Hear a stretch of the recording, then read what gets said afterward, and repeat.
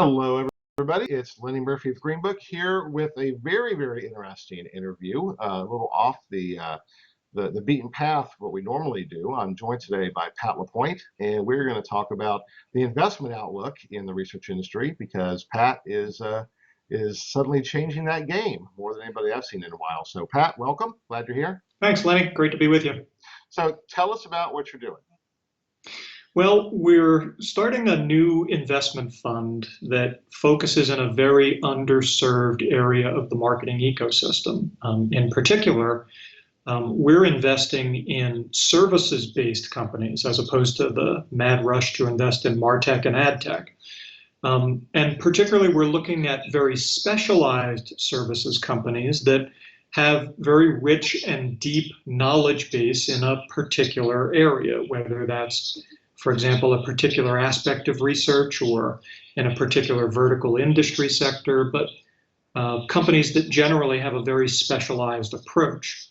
Because we believe, and having built and developed and sold a few of these specialized companies over the years, we believe that there's great opportunity to productize that expertise and really unlock both revenue growth with value delivered to clients, as well as unlock investor value for the owners of the company to help generate better profitability and cash flow.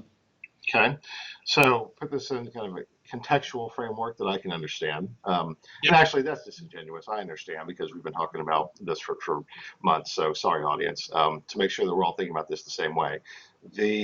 So rather than chasing after the next new survey software, technology, which it tends to attract venture capital type of funding from Silicon Valley. You're focusing more on the traditional research service provider who has IP that can be scaled, but not necessarily dependent upon technology. That may be a part of it, it may not be, but it's really about that IP and specialization and how that can be scaled within category specialization or even methodological specialization. Is that pretty fair?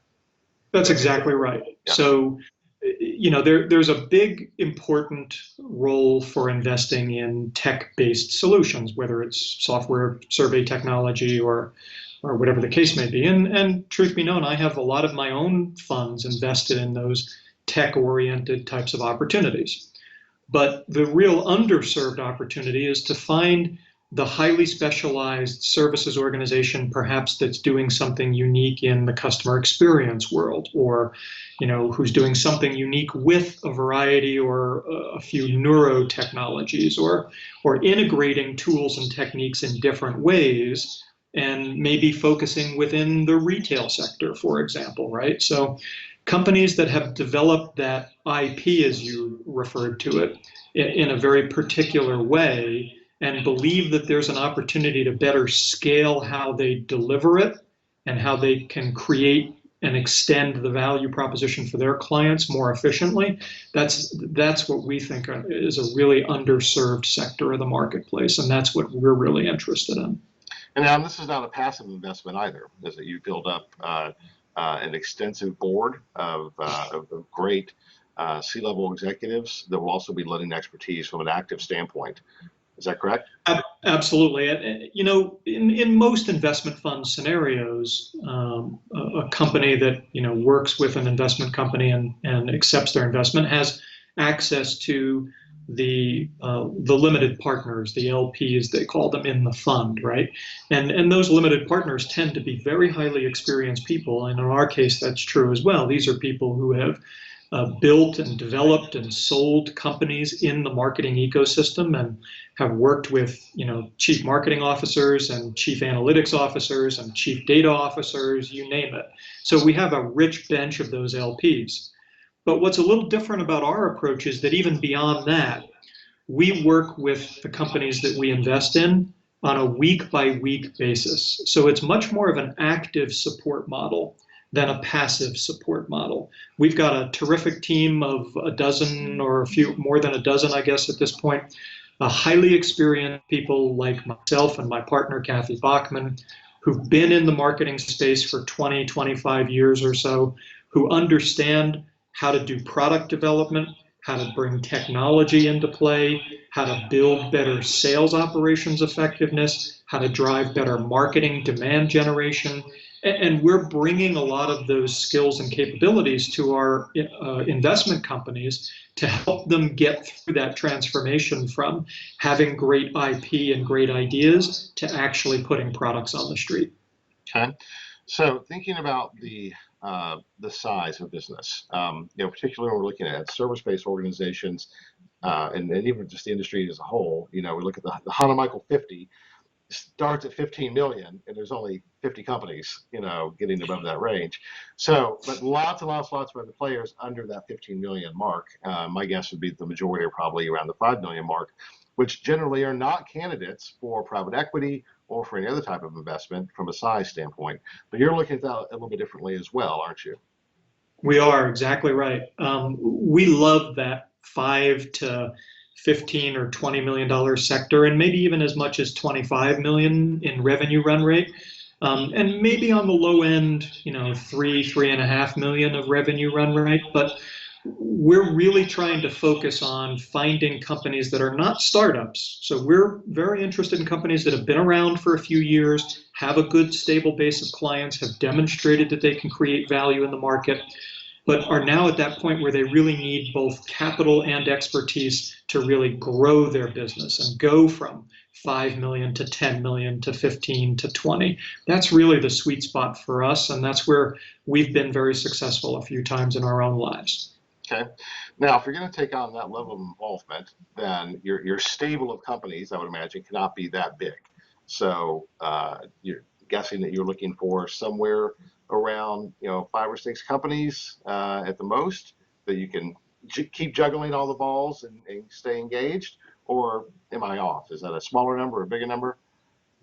Well, you very astutely hit on the real capacity constraint, and that is, we have more of an active involvement kind of an investment philosophy. And so the constraint isn't really the money that we can bring to the table. Right. And we're able to bring anywhere between $1.5 million and $3 million of investment to each particular opportunity.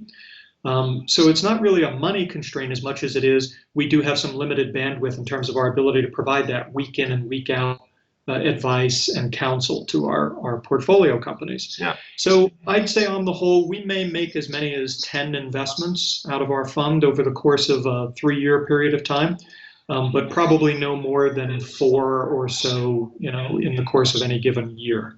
Okay, yeah, that feels about right. With my own advisory work, 5 is about the max I can be actively involved with. There's a few more that I can periodically engage with, but they're that week in, week out, it takes up a lot of time and energy. So it does, right? Yeah. And we're betting not just our time, but we're actually we're the biggest investors in our own fund. And so we're betting our own money as well as the money of all of our investors on the ability to help our companies really achieve that next level of value, both for clients and for themselves. And so we have to make sure that we're picking the right opportunities and able to invest the critical mass amount of energy and effort to help ensure that transformation happens. Okay. So for those that are watching, this is kind of a pitch opportunity for Pat. We talked about this on the Agreement blog last week with the launch, and Greg Archibald, my partner from Gen 2, we are participating at some level in helping Pat identify companies that may be part of the consideration set. But Pat, take this as an opportunity to address your target market, at least in the research space, and say, here's why you should talk to us, and here's what we can bring to the table to help you. So, there's a lot of places where you might turn to get some investment capital, whether it's, your grandmother or, some individual angel investor or even approaching venture or private equity funds. But in reality, what we've discovered ourselves, having started, built, and ultimately exited businesses, between $30 million and $500 million in value, what we've discovered ourselves is that it's the right combination of investment capital and expertise that has to make that formula work. And so we've got the team of people who've got the have-done experience. We've got the capital. We've got the playbooks for what are the things we need to look at, how do we need to concentrate our effort and energy, how do we help you focus on the things that are going to make the biggest difference to your business, both as a business owner as well as a provider to your clients. And when we put all that together, I think we bring a lot more probability of success than a lot of the other options you might turn to for growth capital. Yep, agreed. Absolutely, and that's why we've been chatting over the last few months. I think it's no secret that I identified quite a few years ago that there was a need for something like this in the research space, even went so far as to try and raise a fund. That's not common knowledge, but went down that path, and boy, that's a pain in the ass. So it's not a lot of fun, right? That part is not a lot of fun. Yeah. Putting the money to work is fun, right? But getting the money is not a lot of fun. Yeah. So gave up. It's like, oh, this is too much for me to handle. I'm gonna go do something else. But knew the need was there. So I'm so happy that you were able to overcome the pain in the ass factor. Raise a fund that could do some really good work for a part of the industry that tends to get kind of, well, I won't say shafted, but doesn't get as much attention as it deserves. There's a lot of great operators out there doing really good business, but they don't look like your traditional investment opportunity. And also, by the way, a big part of what we're doing in terms of, Kathy and I committing to what our fund is going to achieve is we completely believe that there's a fundamental disequity in terms of the gender equality in capital allocation. Okay. And so, there's a lot of great research that's been done lately that shows that almost 50% of the marketing services businesses that are in that $5 to $25 million range are owned and operated by women. And yet the percentage of investment capital that goes to that half of that universe is around 10 or 12%. And so that suggests to us that there's an enormous opportunity to commit ourselves to making sure that at least half of our capital gets invested in women-owned businesses as well. That's fantastic. And we've taken a lot of flack in IIX when we focus on startups or entrepreneurs, and more men than women. And I've often said, it's not my fault. That these are the guys that are getting the money to start up these tech businesses. And it's been well knowing that there's a huge untapped population of women-owned businesses out there that don't fit that profile, but absolutely deserve some good attention. So that's awesome as well. I suspect that Kristen Luck and Annie Pettit and some of those folks will be really happy to hear about that as well. So good. Yeah. So try and keep these as short as I can. We're at 12 minutes right now. What else would you like the Green Book audience to know about what you're doing? Maybe how to get in touch with you, what they need to do to prep for a meeting with you, something of that nature. Well, they can find us, by going to growthcalculus.com and contacting us through the site if that's the preferred method. As far as what we're looking for from an initial approach is the best relationships between investors and companies are built on transparency and good open dialogue and discussion. And so you may not have a business that exactly fits the kind of profile that we've talked about here thus far, and that's okay. You may have a business that's got some great upside opportunities, but also, some challenges.